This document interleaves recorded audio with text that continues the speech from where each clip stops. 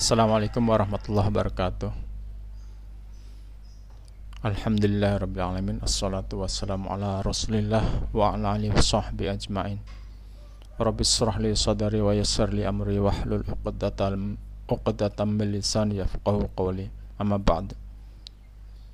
Rekan-rekan mahasiswa yang dirahmati Allah, alhamdulillah kita bisa bertemu hari ini dengan materi yang akan saya sampaikan. Saya mohon maaf karena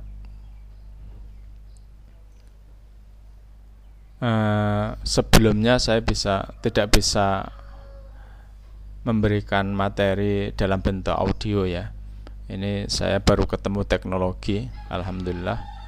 Tapi sesungguhnya mata kuliah saya yang pengawasan syariah ini harusnya langsung praktek, tapi karena keadaan COVID-19 ini yang tidak memungkinkan untuk itu, maka saya akan menyampaikan sedikit, tidak perlu panjang-panjang karena YouTube-nya YouTube gratisan itu, jadi nggak bisa lama-lama. Materi akan saya awali dengan mengenalkan fatwa ya, fatwa oleh Dewan Syariah Nasional Majelis Ulama Indonesia. Fatwa DSN MUI ini adalah alat utama dalam pengawasan syariah. Oke. Sebagai pengantar, ini kok susah ya. Sebagai pengantar bahwa fatwa itu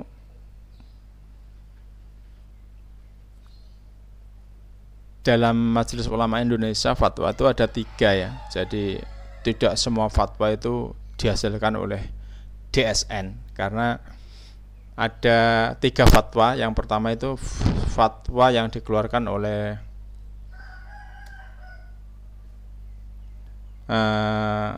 Dewan Fatwa, ada Majelis Fatwa ya, Majelis Fatwa Nasional. Terus ada yang dikeluarkan oleh LPPOM tentang halal ya, kehalalan produk, itu juga Majelis Ulama. Yang ketiga fatwa yang dihasilkan oleh Dewan Syariah Nasional. Nah, ini fatwa DSN ini mengenai ekonomi Islam, ekonomi syariah, baik itu produk maupun tentang kesyariahan satu proses operasional lembaga keuangan syariah, baik perbankan maupun lembaga keuangan non bank lainnya, misalnya di pasar modal, asuransi syariah dan sebagainya. Itu yang mengeluarkan fatwa pedomannya itu adalah Dewan Syariah Nasional Majelis Ulama Indonesia. Nah, pengantar tidak usah saya bacakan, kita bisa membaca sendiri. Nanti materi ini saya upload ya di e-learning. Lalu pedoman prosedur fatwa ini begini. Jadi fatwa Majelis Ulama Indonesia ini beda dengan fatwa-fatwa yang dikeluarkan oleh misalnya ini ya, kalau di negara-negara Islam di Timur Tengah itu, ulama itu boleh mengeluarkan fatwa dalam kedudukannya sebagai mufti gitu. Di Indonesia tidak mengenal mufti itu, karena kita fatwa itu harus kolektif gitu. Nah, ini kelebihan Islam di Indonesia ya. Kita insya Allah fatwa secara kolektif itu lebih bagus lah, karena dalam satu hadis tidak, insya Allah umat Islam itu tidak mungkin ada sepakat dalam kejahatan. Insya Allah tidak ada. Apalagi yang berkumpul itu para ahli, para alim, para ulama. Nah, maka fatwa di Indonesia ini insya Allah ya, kita yakini. Maka kalau ada fatwa ulama dengan fatwa kiai, jangan diikuti fatwa kiainya, karena kiai itu kan belum tentu benar. Kalau ulama yang berkumpul dalam forum kolektif itu insya Allah kan sudah konsensus. Jadi kesepakatan dari pendapat-pendapat mereka itu menghasilkan satu fatwa. Jadi insya Allah lebih objektif. Nah di Indonesia itu begitu fatwanya, dengan terutama juga tidak menyimpang dari pedoman dasar Al-Quran, Sunnah, Ijma', Qiyas. Tidak hanya itu, ada dalil-dalil yang muktabar ya, misalnya pendapat-pendapat para ulama, baik ulama dahulu maupun ulama kontemporer, terutama kalau menyangkut lembaga keuangan syariah atau perbankan ini, ulama-ulama kontemporer itu jadi penting.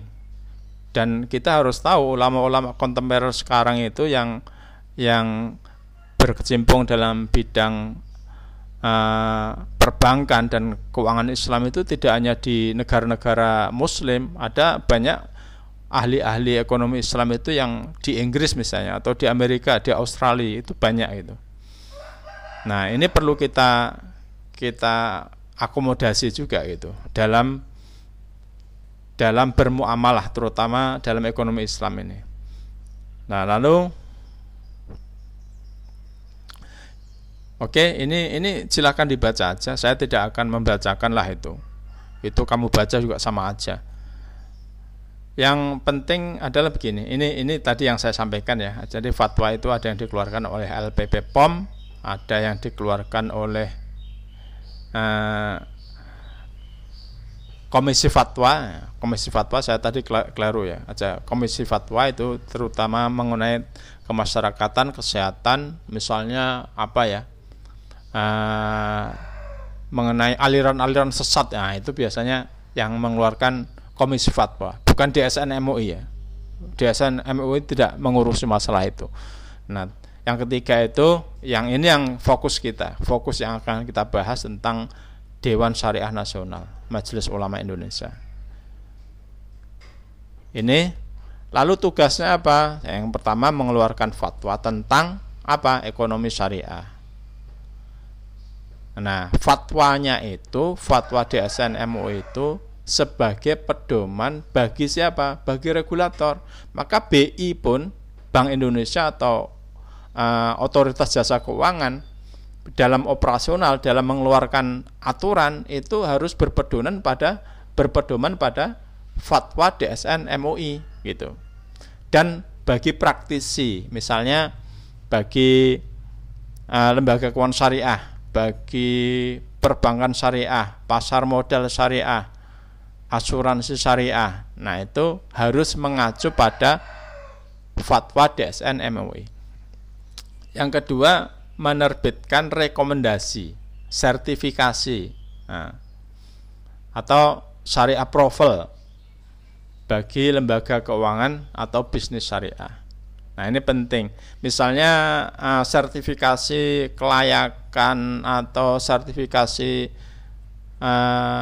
Dewan Pengawas Syariah. Nah, itu yang mengeluarkan nanti DSN MUI. Yang atau sertifikasi kelayakan produk. Nah, kelayakan produk, kesyariahan produk dari satu perbankan atau lembaga keuangan, misalnya pasar modal, membuat produk itu harus mendapat rekomendasi dari DSN MUI. Yang ketiga, melakukan pengawasan. Apa yang diawasi? Nah, yang diawasi adalah aspek syariahnya gitu, aspek syariahnya.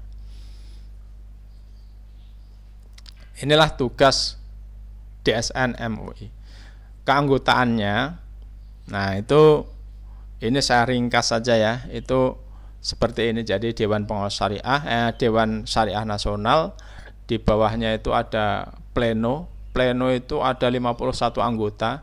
Ini aturan ini sebenarnya berkembang ya. Ini saya dapatkan ini aturan tahun 2017 ya.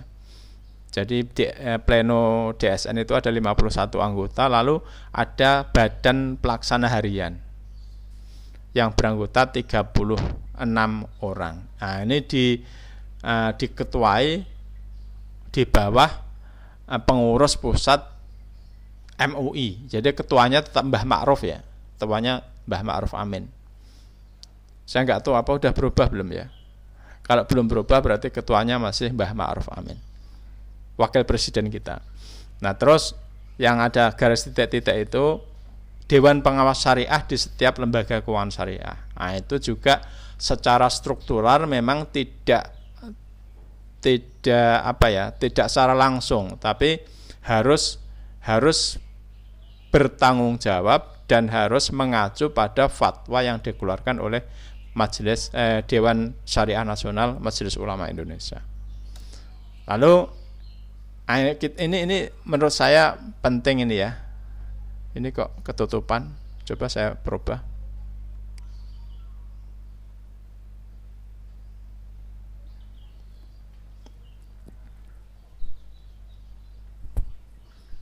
Ya nggak usah lah ya.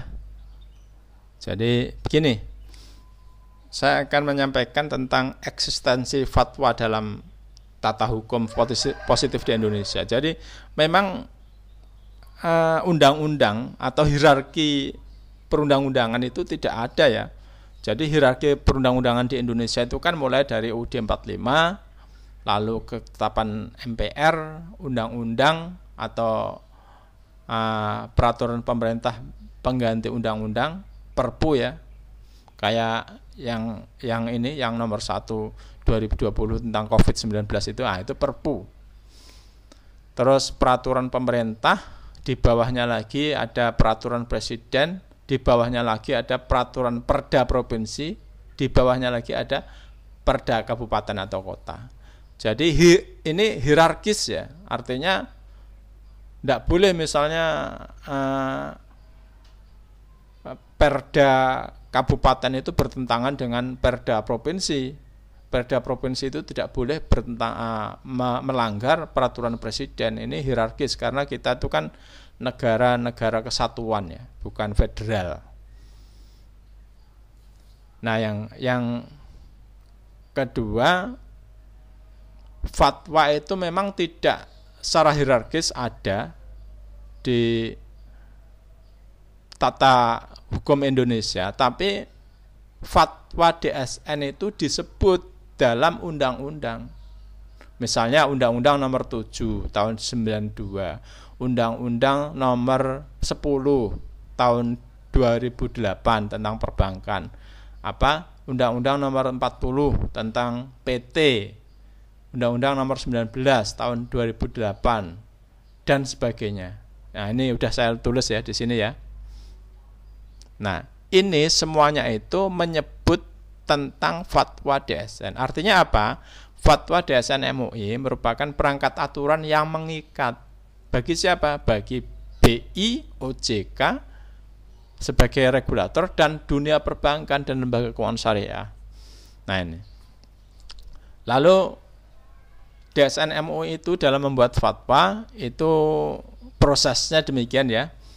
Jadi dimulai dari permintaan. Jadi fatwa itu memang harus, kalau DSN MUI fatwa itu dasarnya pesanan gitu. Pesanan siapa? Yang mesan adalah mustafti. Jadi siapa mustaftinya? OJK, BI atau lembaga keuangan syariah. Itu boleh meminta fatwa pada DSN MUI. Untuk apa? Untuk bahwa mereka dalam beroperasi itu benar-benar sesuai dengan syariah. Nah, lalu pesanan itu diproses oleh DSN MUI dalam bentuk apa? Pendalaman masalah. Nah, didalami ya. Jadi tidak semua permintaan itu langsung diproses gitu. Didalami apakah ini sudah waktunya dikeluarkan fatwa ini atau enggak. Jangan-jangan minta tapi fatwanya sebenarnya udah ada gitu. Bisa jadi begitu. Lalu diproses di BPH, Badan Pengurus Harian. Lalu draftnya diajukan ke rapat pleno, dan setelah rapat pleno itu menyetujui dan membuat draftnya, maka dikeluarkanlah fatwa DSN MUI. Nah, kalau nggak salah sekarang itu fatwa itu sudah dari nomor 1 sampai nomor 130. Terakhir saya baca itu sampai 130. Inilah materi yang bisa saya sampaikan hari ini. untuk mendalami masalah ini silahkan teman-teman membaca. Sekali lagi saya selalu tekankan bahwa mahasiswa itu harus banyak baca. Kalau kamu hanya mengandalkan slide saya ini, kamu tidak akan mendapatkan banyak ilmu. Ini kan hanya penjelasan versi saya. Kalau kamu bisa membaca banyak sumber, itu ada versi yang lebih baik daripada yang saya sampaikan. Terima kasih atas perhatiannya. Mudah-mudahan materi ini bermanfaat. Billahi taufik wal hidayah. Assalamualaikum warahmatullahi wabarakatuh.